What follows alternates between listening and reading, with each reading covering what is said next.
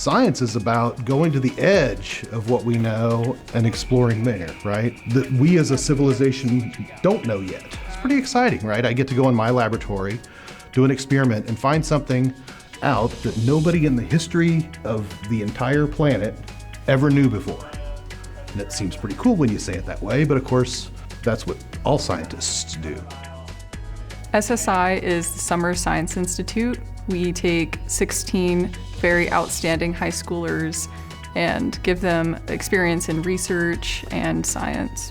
So they participate in some lecture-style modules as well as some research-based modules. They do pretty advanced sciences and they jump right in. I was a camper in 2018 and I learned a lot about biochemistry and kind of what it was like to be in a lab setting like that. I realized that I really loved it and that was something I wanted to pursue. So I majored in biochemistry at Auburn University. And then once I graduated, I became a graduate student here as well in biophysics. So Dr. Jessica Gilpin reached out to me. She asked if I was interested in becoming a counselor. And I said absolutely. It was such a great experience when I was a camper that I would love to give back and just kind of have that full circle moment.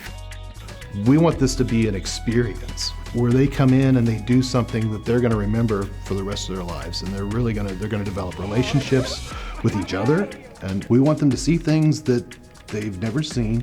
We want them to experience things they've never experienced or never even thought they would experience, they didn't even know that existed. One thing that we're really proud of is that the camp is entirely free. They pay zero. And that was important to us because there's definitely a discrepancy in terms of resources from one student to the next. And we didn't want there to be any barriers. Now they have to apply, they have to show that they're a good student, right? They have to show that they're interested in science. They get a lot of good interaction with people who have been in their shoes and also been high schoolers who used to love science and are now graduate students or faculty, professors here at Auburn University. We hope to just confirm their love of science and that passion that they already have.